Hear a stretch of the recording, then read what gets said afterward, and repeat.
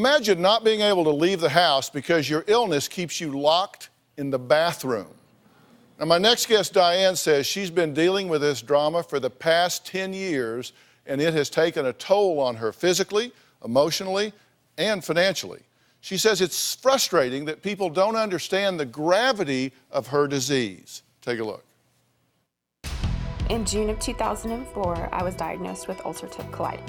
Everything you eat and drink irritates the lining of the intestine. I get fevers, chills, aches, pains. It's like a combo of the flu with a stomach virus. There's some days where I may only need to go to the bathroom a couple of times, and there's some days where it may be 10, 12, 20 times. When I have a flare-up, I'm living in that bathroom, and I'm there for hours. Ulcerative colitis has affected me emotionally, financially, and physically. It makes me sad because there's times where I can't participate in my children's events, my boys' baseball games, or family events. We have medical bills, we have doctor's visits, co-pays for medicines, co-pays for testing that has to be done. I can't work full-time. There's days where I just can't really fully function. I'm confined to the house or I'm in bed. People don't understand that it's a chronic disease. They think you've had a good day or a good week and then you're all better, and you're not. There really is no worse thing if you're sick. It's such a huge thing. It affects every aspect of your life. Well, we talk about everything here. Diane is here in the audience. Also joining us is our good friend, Dr. Frida Lewis Hall, Chief Medical Officer of Pfizer. So welcome, glad to have you here. So tell us a little bit about what Diane is suffering from.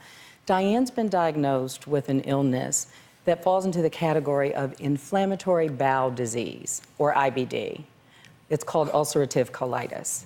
Now, ulcerative colitis and Crohn's disease, the other form of IBD, together affect about 1.5 million people here in the United States. So Diane did a great job of describing some of the symptoms. But let's go back over them because I think it's important for people to know. The first is this chronic abdominal pain, so stomach pain. In addition to that, diarrhea, and that can be frequent, so frequent that people end up losing weight, getting dehydration, or even malnutrition. Right. In addition to that, sometimes they soil themselves, occasionally have blood in their stools, and fatigue, and that's just a few of the many symptoms that people suffer from. Diane also did a really good job of talking about how this can affect your life.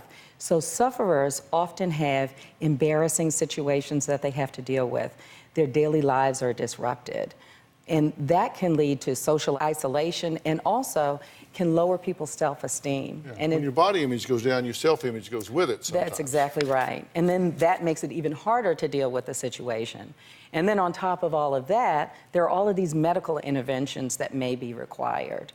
And so a good question is, with all of this going on, is for Diane, which is, of all of these things, what's the thing that really bothers you the most or is hardest for you to deal with? Life is like a roller coaster because you might have one good day and the next day you might be in and out of the bathroom all day. So people see you when you're having a good day and think you're fine, but don't understand those bad days. And probably the hardest thing is the toll it takes on my children. About a month ago, my son actually asked me if I was going to die because I was having a bad day. So, you know, how do you tell a 13-year-old really what is going on?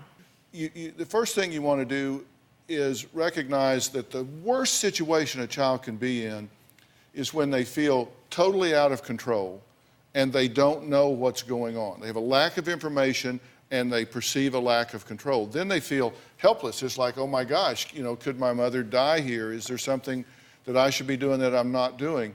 And you want to allay those fears. You want to say, look, this is a problem here. Mm-hmm. And here's how it makes me feel. So sometimes, you know, I look okay on the outside, I'm kind of churning on the inside, but this is not something you need to worry about. You're not going to open the door and find me dead in my bed. You're not, because really that's where their heads will go.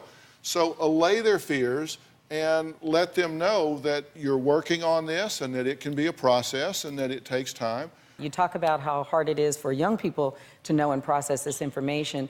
interestingly about this disease, a lot of times because of its embarrassing nature, people don't want to talk about it. Right. So they try to self-diagnose. Well, let me just go and see what's going on. Maybe I can manage it and not have to talk about it to anybody. The other thing that happens is there's a lot of misinformation in this area. There's a lot of confusion between two disorders. So the first is the one that Diane has, which is IBD, inflammatory bowel disease. The other is IBS, so you can see where the confusion comes in, but that's irritable bowel syndrome. They are completely different illnesses that have different treatments and different needs. So it's really important to see your doctor to get a proper diagnosis. And do you know exactly what you have? I do. Okay, so I have you've been got- diagnosed with ulcerative colitis. Right, you've got it figured out exactly. Yes, and Diane's been not just a good seeker of information for herself, but also a guide to other people. So she's one of those at the forefront of talking about it where others don't and seeking good information. So the reason that IBD is such an important illness to get under control, by the way, is not just the kind of suffering from day to day, but this serious illness puts you at risk for serious complications, one of which, for example, is the increased risk for colorectal cancer. So it's important to see a doctor, get a diagnosis, but to also go for routine follow-ups, because it's important to follow over time. And a lot of people with IBD are asking the question, so what's going on? Are there advances in treatment? Are there clinical trials that are ongoing? And the answer to that is yes. This is an area where we're learning more and researching. So again, information is important. So I'd like to invite people to visit, and Diane and I have talked about this as well, gethealthystayhealthy.com. We have information about IBD and also about available clinical trials. Yeah, and listen, everybody knows I'm a huge fan of gethealthystayhealthy.com, and spend some time there, and particularly in this area, because what I fear is that people will self-diagnose, and then they either don't do things they need to do, or they do things like continuing certain diet regimens that are really a problem. So all of that's spelled out on gethealthystayhealthy.com. Yes. So, you know, go there, and thank you for sharing, because I know everybody doesn't like to talk about this, but you did a great job of doing it. Yeah.